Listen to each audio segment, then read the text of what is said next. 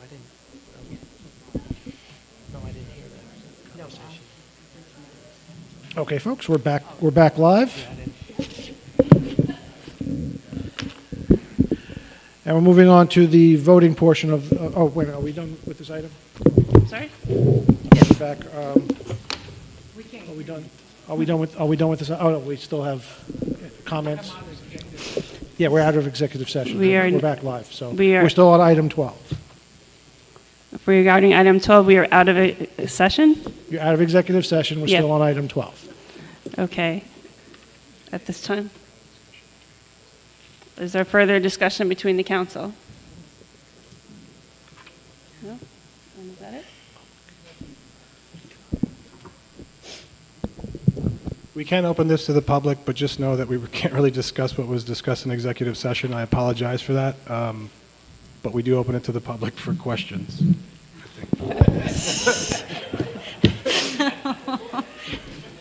Okay. So, no questions. Okay. On to the voting. Item 1 was tabled. Item 2 is a resolution authorizing the city manager to enter into a settlement agreement between the City of Long Beach Commissioner of Buildings and Property Conservation Scott Kemmons and the City of Long Beach Zoning Board of Appeals Sinclair Haberman and Bel Air Building LLC. To introduce and move the adoption of this item. I will. Second. I will. Voting. Councilmember Postlewaite. Yes. Councilmember Lester. Abstain. Councilmember Bendo. Yes. Vice President Treston. Yes. President McGinnis. Yes. Item 3 is a resolution authorizing the city's corporation council to enter into a stipulation of settlement between the City of Long Beach tax assessor Raymond Flammer and Pacifica Building LLC. Who introduce and move the adoption of this item? I will. Second. I will. Voting. Councilmember Postlewaite. Yes. Councilmember Lester. No. Councilmember Bendo. Yes. Vice President Treston. Yes. President McGinnis. Yes. Item 4 is a resolution authorizing the city manager to purchase a new ambulance for the city's fire department under a Sourcewell contract. Introduce and move the adoption of this item. I will. Second. I will. Voting. Councilmember Postlewaite. Yes. Councilmember Lester. Yes. Councilmember Bendo. Yes. Vice President Treston. Yes. President McGinnis. Yes. Item 5 is a resolution authorizing the city manager to purchase various chemicals on an as-needed basis for the water purification plant from the lowest responsible bidders. Introduce and move the adoption of this item. I will. Give it to them. Second. I will. Okay. Voting. Councilmember Postlewaite. Yes. Councilmember Lester. Yes. Councilmember Bendo. Yes. Vice President Treston. Yes. President McGinnis. Yes. Item 6 is a resolution authorizing the city manager to purchase sodium hypochlorite from the lowest responsible bidder. Introduce and move the adoption of this item. I will. Second. I will. Voting. Councilmember Postlewaite. Yes. Councilmember Lester. Yes.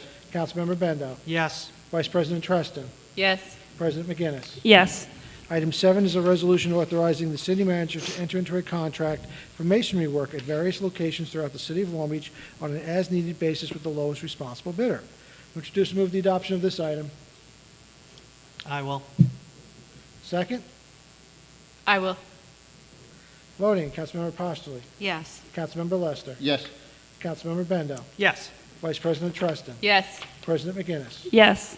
Item 8 is a resolution authorizing the city manager to purchase an interoperable video management system and integrated surveillance system through New York State Office of General Services contracts.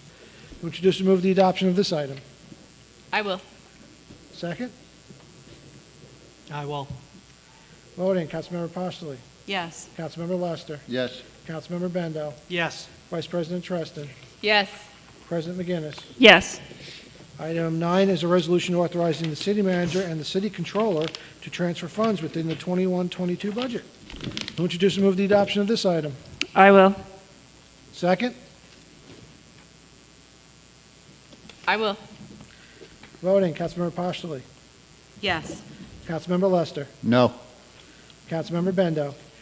I vote the same way every year on this. I think this is part of our city council fiduciary oversight responsibility, so I vote no. Vice President Treston. Yes. President McGinnis. Yes. Wrong page. Item 10 is a resolution authorizing the city manager to enter a joint promotion agreement with the Metropolitan Transportation Authority for the MTA Way package.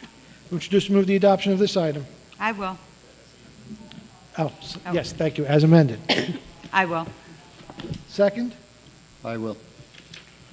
voting, Councilmember Postoli, Yes. Councilmember Lester, Yes. Councilmember Bendo, Yes. Vice President Treston, Yes. President McGinnis. Yes. Item 11 is a resolution authorizing publication of the general summary of the capital improvement program for the next 5 years and authorizing publication of the general summary of the proposed budget for year July 1st, 2022 through June 30th, 2023, and notice of public hearings thereon. Who would just move the adoption of this item? I will. Second, I will. voting, Councilmember Postoli, Yes. Councilmember Lester, Yes. Councilmember Bendo, Yes. Vice President Treston, Yes. President McGinnis. Yes. Item 12 is a resolution authorizing the city council to have confidential correspondence prepared on behalf of the city council and to have such correspondence delivered to certain persons known to the council regarding pending litigation. Who introduce and move the adoption of this item? I will. Second, I will. voting, Councilmember Postoli, Yes. Councilmember Lester, No. Councilmember Bendo, Yes. Councilmember Treston, Yes. President McGinnis. Yes.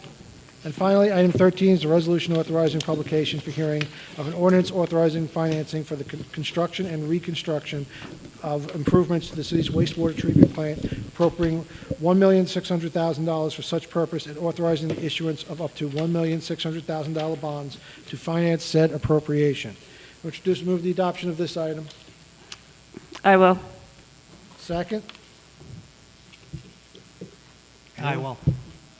voting, Councilmember Postoli, Yes. Councilmember Lester, Yes. Councilmember Bendo, Yes. Vice President Treston, Yes. President McGinnis. Yes. The city manager's monthly personnel report has been filed by the city clerk. Who will make a motion to close the meeting? I will. Second, I will. voting, Councilmember Postoli, Yes. Councilmember Lester, Yes. Councilmember Bendo, Yes. Vice President Treston, Yes. President McGinnis. Yes.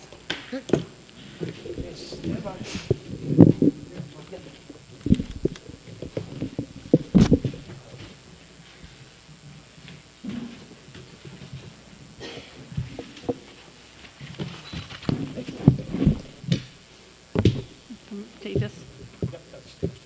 Okay. The first one is Bill Dodge.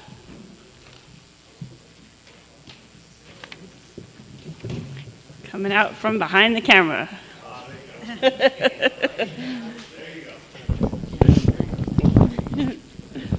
Hey, Bill Dodge, Long Beach, ZOA President. I'm going to be real quick. It's 10 o'clock. President McGinnis, Vice President Treston, Council, I just wanted to say thank you. Some of us were without a contract for 13 years. George Bush was the president the last time that some of us had a contract. You sent us a team. You sent us a team that was focused. Ms. Gaden, Commissioner Walsh, Rich Barrios. They came without the political animus. They came with a focus and a purpose to solve a problem, and we did. And I just wanted to say thank you for the effort that you all put in, including Commissioner and everybody else. That's all. Just thank you. Have a wonderful night. Thank you. Thank you for your service to this Thank you. community. Glad we could do it. Judy Vining.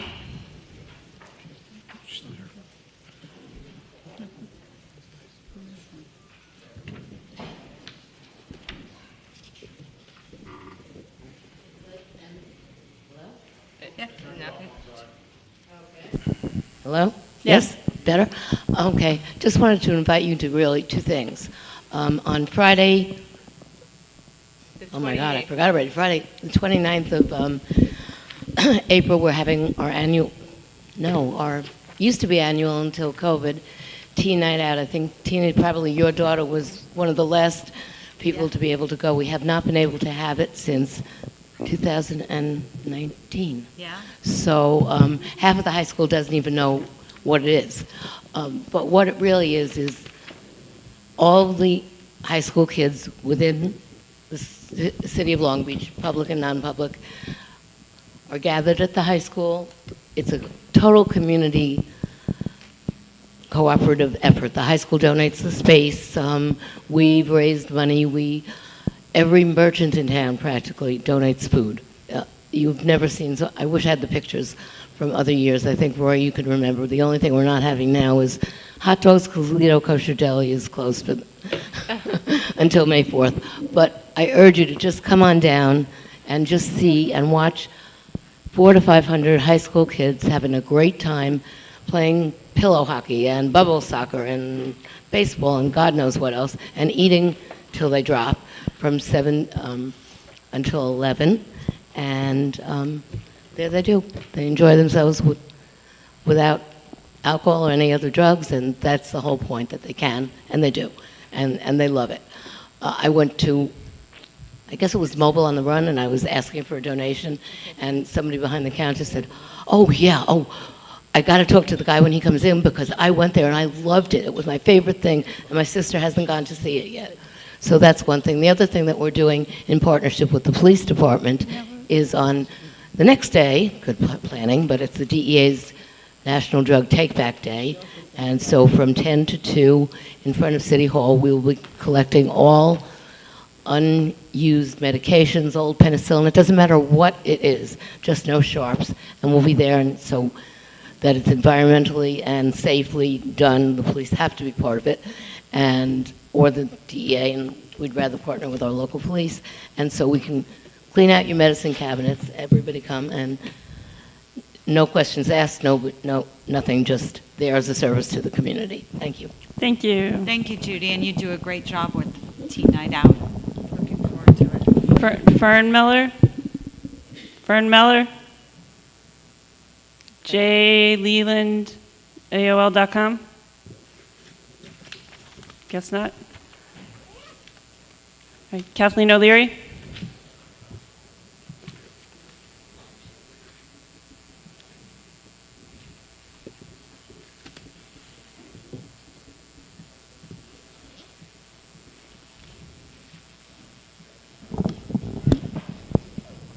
Kathleen O'Leary, Long Beach. I've been texting with Robin Donovan today, and she had a suggestion. Since the firefighters are getting new equipment, she wanted to ask if they could donate the used equipment for the Ukraine. And Steve Ballone is asking for, well, actually he's saying Suffolk churches are appealing for humanitarian crisis, and also donations are accepted at Eisenhower Park and the Teddy Roosevelt Executive Building in Mineola. Okay, thank you, Kathleen. Thank you. Nate Epstein.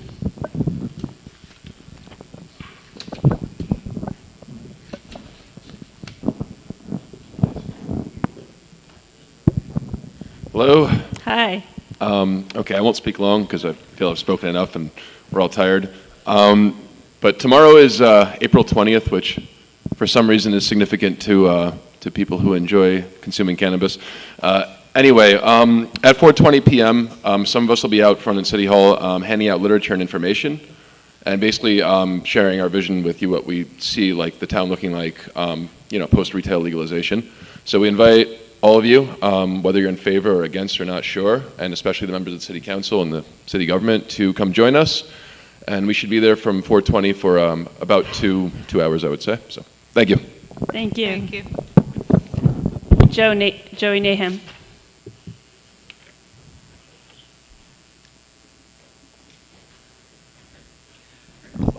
I won't be long either. Just wanted to make Joey Nahum, 700 Shore Road, Long Beach. I just wanted to make it's a suggestion that I've made before, but there's a lot of discussion about with regards to beach pricing, non-residents going to another beach because it's cheaper, and how to not displace them because you're attracting, you want to attract that capital. And so we also are looking at parking spaces, and the downtown parking, I think, is going to push people to park where it's free, which is going to displace a lot of home residents parking. And I just wanted to repeat my suggestion of looking into congestion pricing. In lieu of our iron ring around the city, we could use the infrastructure that could incentivize people to carpool more instead of just having people avoiding parking spots on certain parts of town and end up parking in front of people where it's going to be very unpleasant. That's all. Have a good night. Thank you. It's not a no-hitter anymore. And Jay Gussler.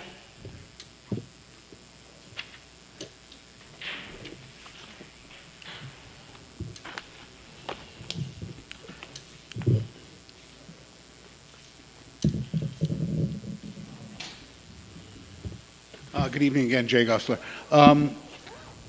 Item number 12, when you guys came back, did you open that to public discussion? Yes. I didn't hear it. Okay, no big deal. Since I didn't get to ask the questions that I wanted to ask then, I guess I'll ask them now. I don't understand why this correspondence being issued by the City Council in connection with litigation. As was stated pretty clearly earlier, the council doesn't get involved in day-to-day management of the city. So if we're talking about a litigation-related matter, it would seem to me that either call counsel or outside counsel, if there is outside counsel, or at the very least the city manager, would be the people with whom correspondence with litigants would be exchanged and not the city council.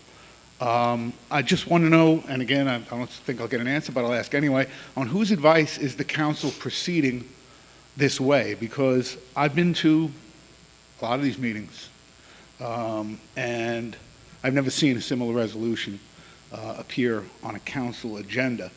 And again, without getting into the specifics of the litigation or the person, I know you're not going to talk about that, what rule or law are we operating under here with regard to this correspondence? I understand it's litigation, but it would seem to me if this was a settlement, then it should have undergone the correspondence phase before now and ultimately come before the council for approval or disapproval of any settlement. So can you at least tell me what legal authority we're proceeding on here?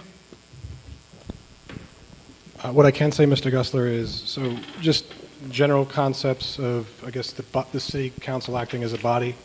They can't do anything without acting as a body, meaning they have to vote on certain items. So if they wish to resolve to do something formally, it should be through this mechanism. It's not exactly, I can't say, it's not what you're alluding to, but I can't really go into detail on it. But the council does have to resolve to transmit a letter on its own behalf, basically. So the council is a lawmaking body. Its function is to bring forth resolutions and debate them and decide whether or not they're going to approve them or not. It's not the council's responsibility to issue correspondence in connection with litigation. Understood. So, I mean, I understand your point. You also have a viewpoint that we should be more direct in controlling things. I get both of those things. I'm just saying from a general premise, that's... Well, personally, I wish the council would get more involved, but I understand that the restraints placed on them. And just one general observation based on the events of tonight. It seems to me that Councilmember Lester asked the most questions on most of the items today, and I'm just wondering if he is just more curious than the rest of you guys, or if he is somehow being excluded from certain things. And the reason I ask that is because, again, with apologies to some of you who have not been here as long, I remember sitting in these chambers and hearing a city council president tell another member that he was going to be excluded because if he wants to be the opposition, he'll be the opposition. I would hope that that's not going on with this council. I would just comment that we have a procedure. I, as president, keep a spreadsheet for questions from the council members based on a preliminary agenda and then the complete agenda. I maintain that within a SharePoint drive within the city's network. Last week, the agenda went out, and as of this past Monday, only me and another council member, Benda, were the only ones that had questions. We do this to try to alleviate last-minute questions for the staff. and basically to make our council meetings more efficient.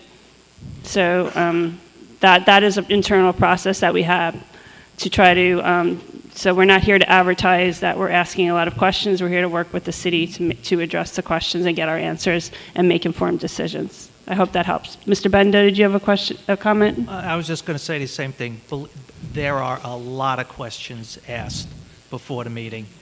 We're trying to do that to get as much background information as we feel we need to do our due diligence, and not have meetings that go this late because we're asking here. So Up until right before we came here tonight. And we you were can ask asking the questions. staff. We kind of drive them nuts because we pepper them with questions. And again, I understand the desire, nobody wants to streamline the meeting more than me, but I'd hate to think that the council isn't being given full access, all members of the council aren't being given full access to the information. Thank you. Mr. Gus, I just do want to say one thing about what President McGinnis said. Yes, it's true that questions are not necessarily asked more than once or twice. If you ask something 2-3 weeks ago and you ask it again and you ask it again and you still don't have an answer, then it doesn't seem to make sense to ask it other than publicly. Thank you. Okay, good night, everyone. Thank you for sticking around. Thank you. Have a good night. Be safe.